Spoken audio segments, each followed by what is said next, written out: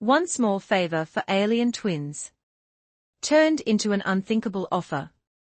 The endless stretch of space was calm, a dark sea speckled with distant stars in this quiet corner of the galaxy. Milo drifted through the void, his small ship driftlight humming gently. As it sailed across Sector 17, the ship wasn't much to look at, just a patched-together vessel that had seen better days, but for Milo, it was home. He was an engineer alone in the vastness of space, seeking peace and the occasional job that could pay for more fuel. Milo leaned back in his seat, his eyes half closed, enjoying the stillness of the moment. His thoughts were interrupted by a loud bang, followed by a burst of light that illuminated the dark expanse outside the window. Milo's heart raced. That was no ordinary flare or passing asteroid. Something had exploded, and it was far too close for comfort. Without hesitation, Milo adjusted his controls and pushed the throttle forward. The drift light shuddered and groaned as it picked up speed, heading toward the source of the explosion. His hands worked quickly, fingers flying over the ship's console. He wasn't sure what had happened, but he knew it was serious. A crash, a pirate attack, or something worse. He soon spotted it, a large alien ship tumbling out of control. Its sleek silver body was flashing erratically, its engine sputtering and flaring like a dying star. The ship was spiraling toward a small barren moon on the edge of the sector. Milo's heart skipped a beat as he adjusted his course to follow. He had no idea who or what was on that ship, but if they were still alive, they needed help. The crash landing was loud and violent, the alien craft slamming into the moon's surface with a deafening thud. Dust and debris exploded into the air, settling in the dim light. Milo's stomach churned as he watched the ship's twisted frame dig into the rocky terrain. His mind raced. He had to help, but what if it was a trap? What if there were enemies waiting to ambush him? He didn't have the luxury of second-guessing himself. Milo took a deep breath and set his ship down as gently as he could near the wreckage. He grabbed his toolkit and checked his own ship's emergency supplies. Without a moment's hesitation, he stepped out, sealing his helmet tightly. The cold air of the moon bit at his exposed skin, but he didn't mind. The only thing that mattered was getting to the wreckage before it was too late. The wrecked ship lay in front of him like a twisted pile of scrap metal. The sleek silver body was cracked open in several places, revealing bright pulsing lights flickering weakly from within. Milo carefully approached, scanning the area for any signs of life. He didn't know what he was expecting, but it certainly wasn't the sight of two figures emerging from the wreckage. At first he thought they were human, tall, slender, with long flowing hair. Their figures were almost beautiful, almost ethereal, but as they drew closer, Milo could see the subtle differences. Their skin was a pale shimmering shade of blue, their eyes too large, too bright. The one on the left had dark hair, nearly black, tied back in a loose braid. The one on the right had hair the color of silver flowing freely behind her. Both women, or whatever they were injured. They moved slowly, but there was no mistaking the determination in their eyes. Milo could see that they were in pain, but they didn't make a sound. They were doing their best to stay strong even though their ship had just been torn apart. "Are you all right?" Milo asked, his voice tentative. His words echoed in the silent expanse, and for a moment there was only the soft hum of his own breathing inside the helmet. The one with the silver hair nodded slightly, her gaze never leaving him. "We need help," she said, her voice surprisingly calm, but laced with exhaustion. The words were faint but clear enough for Milo to understand. Milo's mind raced. Help. They were clearly in trouble. He could see it in their eyes. But who were they? Where had they come from? And what had happened to their ship?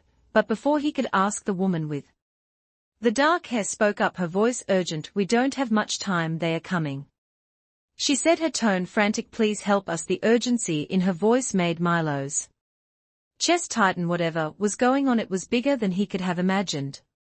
But he couldn't walk away. He wasn't the kind of person to leave someone stranded in the dark, especially not when they looked so desperate. "All right," he said, taking a step forward. "Let's see what we can do." As he moved closer, the two alien women exchanged a brief glance, as if silently communicating with each other. Then they nodded, trusting him with something he didn't yet understand, and with that Milo stepped into a world of unknowns, a world that would change his life forever. Milo stood before the wreckage of the alien ship, his mind racing. The two figures before him, the twin sisters, were unlike anything he had ever seen. Their tall, slender frames and glowing blue skin stood out against the barren landscape of the moon. He could sense their urgency, but there was also something else, a calm, unspoken trust. The woman with silver hair, Lara, looked at Milo with her glowing eyes, her expression serious, but not threatening.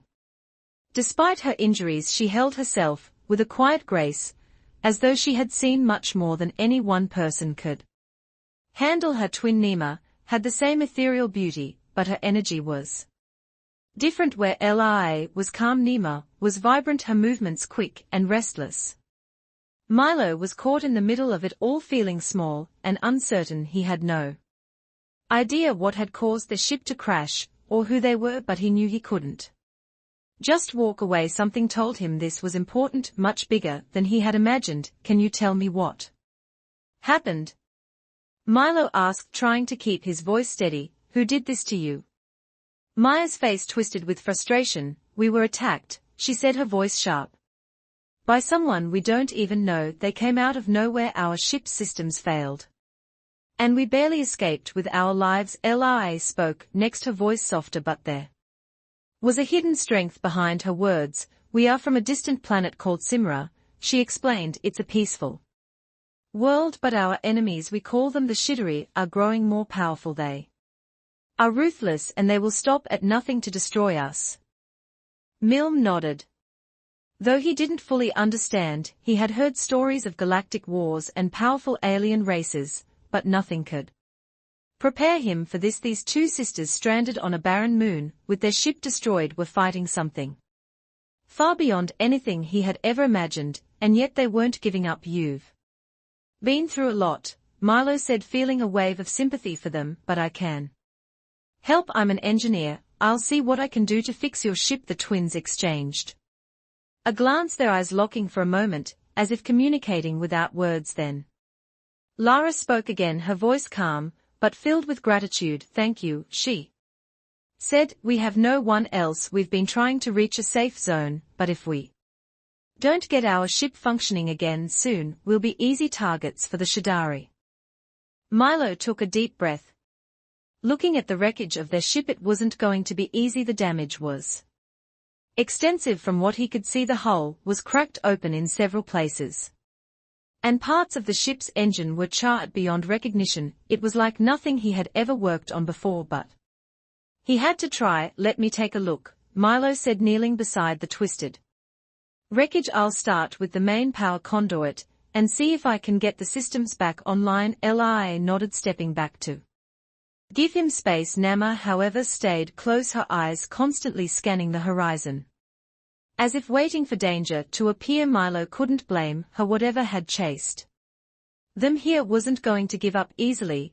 As he worked, Milo found himself fascinated by the alien technology. The ship wasn't like anything from Earth. Its systems were far more advanced than anything he had ever seen, but despite the complexity, he couldn't shake the feeling that these sisters were more than just passengers in this strange vessel. There was something powerful about them, something deep within their calm yet determined gaze. As he worked through the evening, using his tools to make temporary fixes, doing his best to patch up the most critical systems, the sisters watched him quietly, offering what little help they could. Lia stayed close to him, offering soft encouragement when he felt frustrated by the ship's stubbornness. Neymar, meanwhile, kept her sharp eyes on the horizon, as if expecting danger to strike at any moment. Hours passed and Milo was exhausted, but he was making progress. Slowly the ship's lights began to flicker on again. The hum of its engines returned, weak at first, but it was a start. Milo could see the glimmer of hope in the sisters' eyes. Almost there, Milo muttered to himself, wiping sweat from his brow. Neymar came up to him, then her voice a little softer than before. Thank you, she said. We didn't expect anyone to help you. Don't know what this means to us. Milo paused, looking at her with a tired smile. I Couldn't just leave you stranded, he said, feeling a strange connection to them both. There was something about their situation, something about the way they trusted him, that made him feel like he had to see this through. Milo stood on the barren moon's surface watching, as the twin sister ship vanished into the stars. The quiet emptiness of space returned, but the silence in his mind was anything but peaceful. He had helped the sisters repair their ship, but there was still so much he didn't understand. Who were the Shadari? What did the sisters mean when they said they were being hunted, and why had they trusted him so quickly? As he climbed back into the cockpit of Drift Flight, Milo couldn't shake the feeling that his life had just taken an unexpected turn. He was used to fixing broken ships, not getting involved in intergalactic conflicts, but something about Lia and Nama, their calm yet urgent demeanor, their quiet strength, made him want to help. He sat down in his pilot seat, staring out at the stars. The drift light hummed around him, a familiar sound that usually calmed him, but today it only made him feel more isolated. Suddenly the comm system crackled to life, cutting through the quiet. Milo blinked, surprised. He hadn't expected anyone to contact him. Milo, a voice echoed through the static. It was Lara's voice, soft but urgent. We need your help.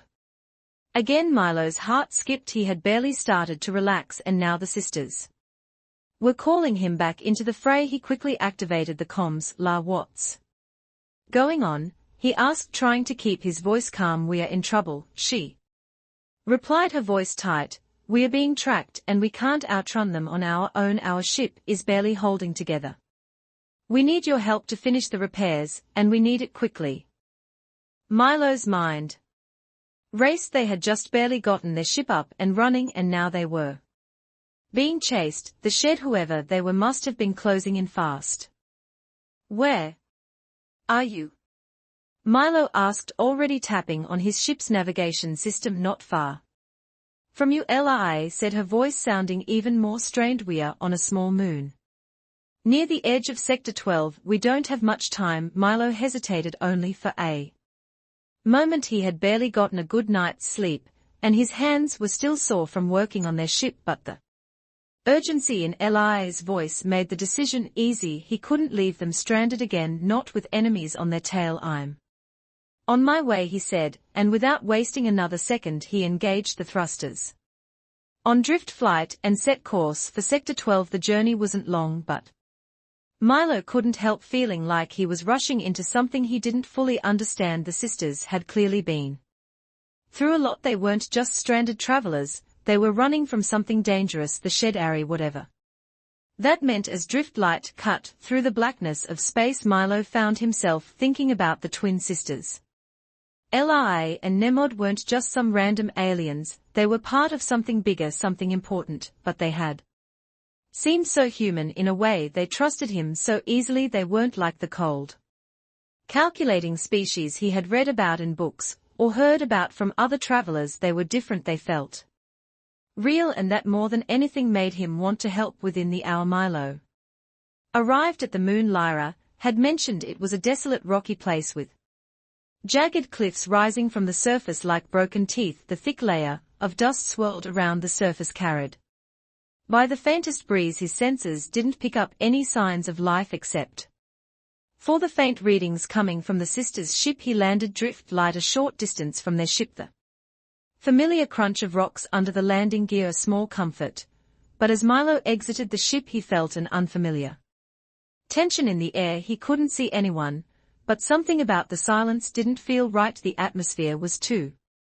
still. Lia and Nima were waiting near their ship, looking even more worn than before. Nima's eyes were scanning the horizon, sharp and alert, while Lia stood by the hatch, her expression unreadable. She looked up as Milo approached. We didn't want to drag you back into this, Lia said quietly, her voice thick with the weight of what was coming, but we don't have any other choice. Milo nodded, his resolve hardening. I'm not leaving you two to face this alone. Lara gave him a tired smile, but there was a flicker of something in her eyes, gratitude, but also something deeper, something darker. The Shadari weren't just an enemy they were running from, they were something more.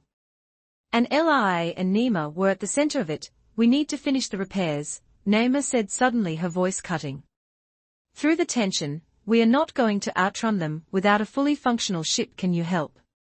Milo walked over to the ship, his mind still racing. The damage was worse than it had been before.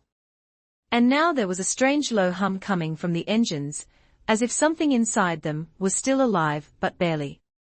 Holding on, Milo stood next to the wrecked alien ship, feeling a wave of uncertainty wash over him. The damage was worse than he had first realized. The outer hull had been cracked open, exposing the delicate inner systems that were supposed to keep the ship running smoothly. Several vital systems were fried: power conduits, engine cores, and communication arrays, and there was nothing in his toolkit that could magically fix something of this scale. But this wasn't just any ship, this was the sisters' only hope, and that meant Milo had no choice but to try. He glanced over at Lia and Nima, who were standing a short distance away, watching him closely. Their faces were tired, but there was a quiet trust in their eyes. They were relying on him, and despite the daunting task before him, Milo couldn't bring himself to turn away. He had promised to help. All right, he muttered to himself, rolling up his sleeves. Let's see what we are working with.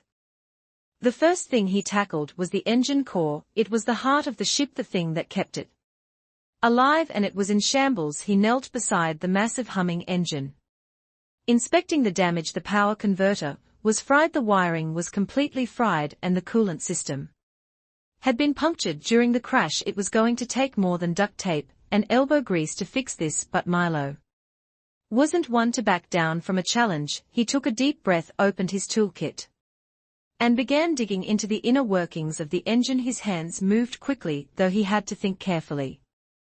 The sisters' technology was far beyond anything from Earth, and he wasn't sure how certain components would respond to his touch, but desperation pushed him forward. He had no choice but to improvise as he worked. Milo couldn't help but wonder about the sisters. He knew they weren't just any travelers. The way they carried themselves, their quiet strength, the unspoken bond between them made it clear that they had been through much more than a crash. They were survivors, but it was obvious they were also running from something. The Sheddery, whoever they were, they seemed to be a constant threat, something the sisters couldn't escape no matter how fast they ran. Do you need anything? Nima's voice broke through his thoughts. She was standing a few feet away, her eyes scanning the horizon again, always alert. Milo wiped the sweat from his brow and looked up at her. A miracle, he said, with a faint smile, but I don't think that's in the cards.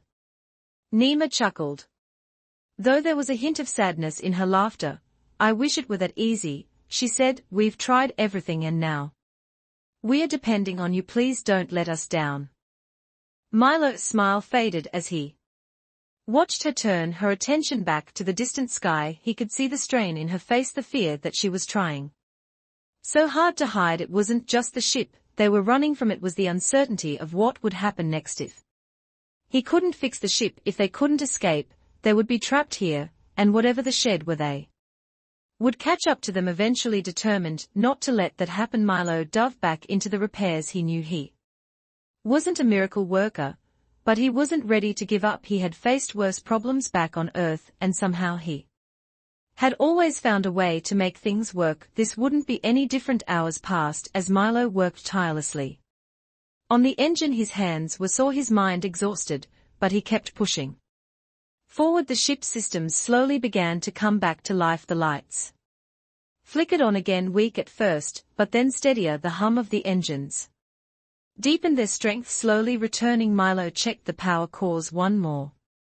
time, running a final diagnostic on the main systems. Everything seemed to be holding together. He wiped his hands on his jacket and let out a long breath. It wasn't perfect, but it was functional. The sisters' ship was ready to move again. That should do it, Milo said, standing up and wiping the dirt from his hands.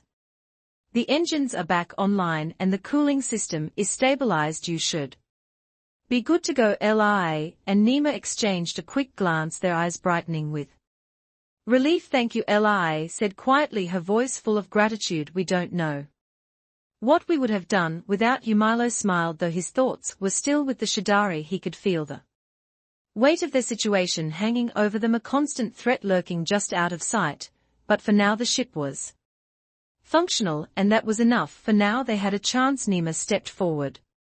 Her eyes filled with both admiration and something else, a quiet unspoken understanding. You've saved us, she said softly, and for that we will never forget you.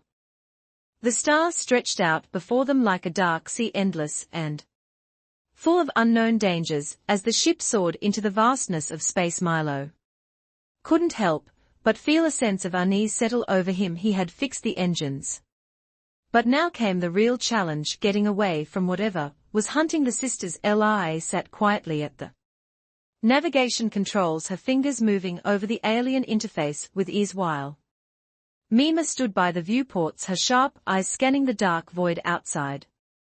Despite the calm demeanor they displayed, Milo could feel the tension in the air. It was only a matter of time before they were found. Are you sure we are safe? Milo asked, leaning against the wall of the cockpit. His hands were still sore from the repairs, but his mind was racing. He wanted to believe that they had time to breathe, but something told him that wasn't going to happen. Lyra glanced up, her silver hair glinting in the dim cockpit light. For now, yes, but the Shidari are relentless. We won't have much time before they catch up. Naima, her arms crossed, added, we've been running from them for weeks. They don't give up. Not ever. Milo nodded, understanding the gravity of the situation. The sisters weren't just escaping some random enemy, they were running for their lives, for a future they couldn't afford to lose. They had already lost so much: their home, their people, and now their freedom. The Shidari weren't just chasing them, they were hunting them. Where are we going?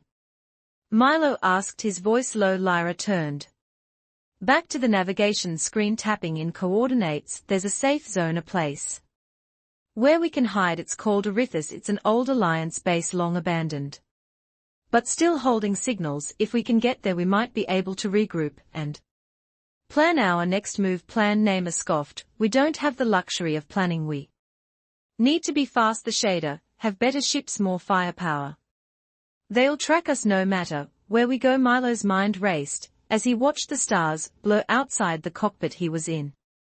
Deep now, he hadn't asked for any of this, but somehow it felt like the right thing to do. Helping the sisters had become something more than just fixing the ship. It was about protecting them, making sure they survived. Maybe we can outsmart them, Milo suggested, looking back at Lia. If you know how their ships operate, maybe I can come up with a plan to hide our signature. We might be able to throw them off. L's eyes softened, a faint smile appearing on her lips. You might just be our best chance, but we'll need to work fast. The Shedari are never far behind.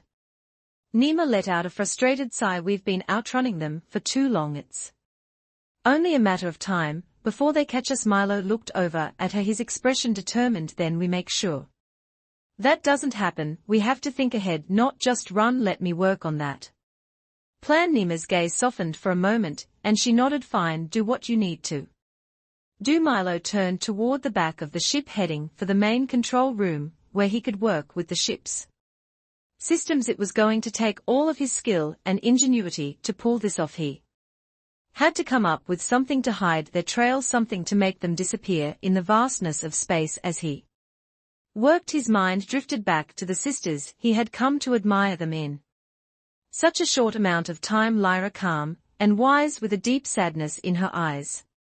Naima fierce and strong, her face hard, but with a vulnerability that few ever saw. They were survivors, yes, but they were also more than that. There was something about their bond, the way they relied on each other, that made Milo feel like an outsider, but also like part of something bigger than himself. He focused back on the task at hand, connecting his terminal to the ship's power grid. The ship's systems weren't Earth-based, but with enough time, Milo knew he could figure it out. He accessed the cloaking technology embedded in the ship's core, tweaking the settings to hide their energy signature. It was a long shot, but it was their best hope. Minutes turned into hours as Milo worked, his hands flying over the controls. The room was quiet except for the soft hum of the ship's engines and the occasional sound of Lia or Nima moving around in the cockpit. Finally, with a deep breath, Milo punched in the last set of commands he looked up at the monitors, his heart racing. The energy signature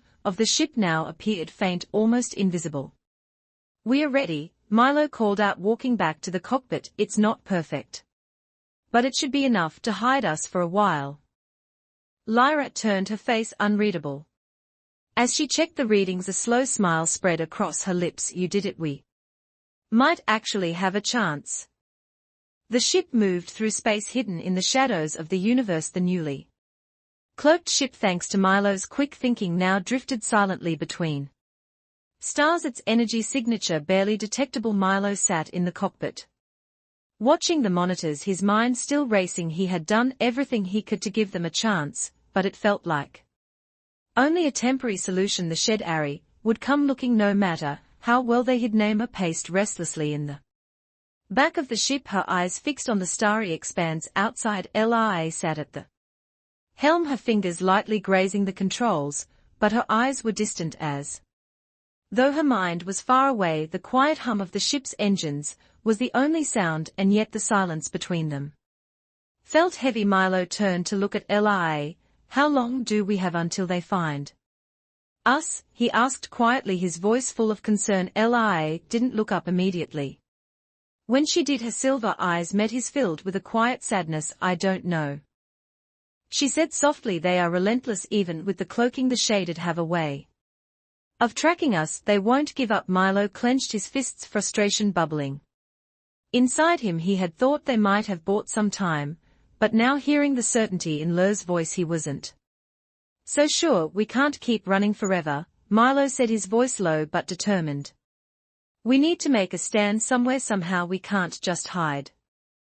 Naima, who had been pacing, stopped and looked at him, her sharp eyes studied him for a moment before she spoke. "And where would we stand?" she asked, her voice hard. "We've been running for weeks, and the shed Ari always catch up. We don't have a place to fight. We don't have the numbers or the weapons." Milo felt the weight of her words. It was true, they were outmatched, but that didn't mean they couldn't find a way to fight back, even if it was only with their wits. He couldn't accept the idea of running forever. There had to be something they could do. "I know you're tired of running," Milo said, turning to both of them, "but there has to be another option. If we can get to that safe zone you mentioned, we can find help. Maybe there are other survivors or even old allies who might still be there. We don't know what we might find." Lura's eyes softened as she listened. She glanced over at Nima, who didn't speak, but gave a small nod of agreement. "You're right," Lia said quietly. "We've got nothing left to lose. If there's any chance, we'll take it." Nima didn't speak for a long moment, and when she did, her voice was barely above a whisper. "I'm tired of running, but I won't stop fighting, not until they are gone." Milo felt a surge of respect for both of them. He could see the fear and weariness in their eyes, but beneath it was a fierce determination. They weren't just survivors, they were fighters, just like him. They had lost so much already, but they were still standing. That was more than most could say. "We'll make it," Milo said, his voice steady. "We'll get to that safe zone, and we'll figure out what to do from there. We don't have to face this alone."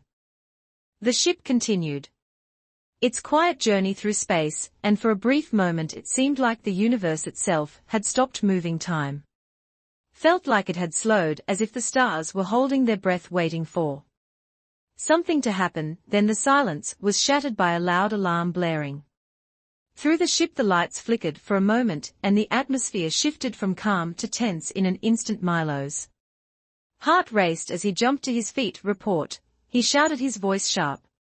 Eli's fingers flew across the control panel, her face tightening as she read the data. "We've been detected," she said urgently. "The Shadari have found us. They've locked onto our signature." Naima cursed under her breath and rushed to the weapons console. "We are not ready for a fight," she said, frustration clear in her voice. "We don't have the firepower to hold them off." Milo's mind raced. There was no time for a plan. They were going to be engaged before they could even think of escaping, but even in the face of danger, he wasn't ready to give up.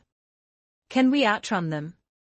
Milo asked, trying to stay calm. Lara's eyes narrowed as she tapped. "More controls, maybe, but not for long. They are faster than we are. We'll have to jump into a nearby nebula to try and lose them." Milo's heart pounded in his chest. This was it. The Shedari were on their tail and they had no choice, but to make a desperate move. He looked at the sisters one last time. We can't stop now, he said, his voice low but full of resolve. We've come too far. Lia nodded, her expression hardening. Then hold on tight, it's going to be a bumpy ride. With a final glance at the oncoming threat, Lara punched the ship's engines into full speed, and the drift light lurched forward into the stars, heading straight toward the nebula. And toward whatever dangers lay ahead, the ship lurched forward, its engines roaring, as it shot toward the nebula. The stars ahead blurred into streaks of light, as Lia pushed the drift light to its limits. The ship's cloaking system, now nearly useless with the sudden acceleration, Milo gripped the edge of his seat, his heart pounding. The Shadari we're close, too close, we need to lose them fast, Maya growled, her eyes locked on the rear-view monitor. If they follow us into that nebula, we are in trouble. We'll be sitting ducks. Lia's hands flew over the controls, her silver eyes flicking between screens as she worked quickly. The nebula is dense, it should confuse their senses for a while, but we don't have much time. Milo nodded. Do whatever you need to do, just make sure we are not their target. The drift light surged forward, diving into the dense cloud of gas and dust that was the nebula. The once clear starfield was replaced by swirling pinks, blues and purples. The light from distant stars now muted. The ship's hull vibrated slightly as it cut through the thick cloud, the pressure on the outside growing heavier by the second. But even in the strange calm of the nebula there was an edge of tension. The Shadari would not stop. They had a purpose, a cold determination to hunt down Lia and Naima. No matter how many light years it took, they would follow. Hold on, Lara called out suddenly, her voice sharp. This is going to get rough. Milo tightened his grip as the ship banked sharply to the left. The nebula was dense, but the drift light wasn't built for these kinds of tight maneuvers. The ship's engines roared, but it wasn't built for stealth, it was made for speed, and right now that was their best advantage. Naima, who had been silently watching the monitors, turned sharply to Milo. I know you've been fixing things, but can you make it move even faster? We need every second we can get. Milo was already moving before she finished speaking. I'll try, he said, rushing toward the back of the ship where the engine room was. He had to work quickly, but his mind was already focused. There had to be something he could do to boost the ship's output, something that would give them the extra speed they desperately needed. He slid into the engine bay, the room humming with power.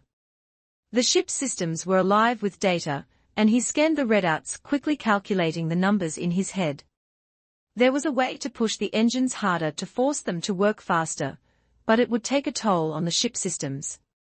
They would overheat, the energy cores would be strained, but for a few minutes, just a few minutes, it might give them enough speed to shake the Chidori off their tail. Milo reached for the control panel, adjusting the power flow to the engines. The ship groaned as the power surged through the systems, but he didn't stop. He increased the energy output even more, the ship's engines now pushing to their maximum. The strain on the ship was clear. The air pressure in the engine room shifted and warning lights flashed on the console, but they didn't have time to worry about that. Back in the cockpit, Naima's sharp eyes flicked to the rear view monitor again. They are getting closer, she muttered. We are almost in their sights. Lia gritted her teeth and made another quick adjustment, sending the ship darting through the nebula. The swirling gas clouds made it hard to see anything more than a few meters ahead, but Lyra's hands were steady, navigating through the thick fog of space like a seasoned pilot. Milo returned to the cockpit just in time to feel the ship surge forward once again. He stumbled slightly as the ship's increased speed sent a shock through the cabin, but Lia steadied him with a glance. We are almost there, she said, her voice tight. If we can just break through the other side of the nebula, we might be able to get away. But even as she spoke, a warning light flashed on the control panel. Milo's stomach sank. They are locking onto us again, he said, his voice strained. Their senses must have found us. Lia didn't hesitate. We are not done yet. She pulled the drift light into a sharp roll. Trying to break their pursuers as lock the ship spun through the thick clouds. Its sleek form darting between swirling masses of dust and gas. Milo's heart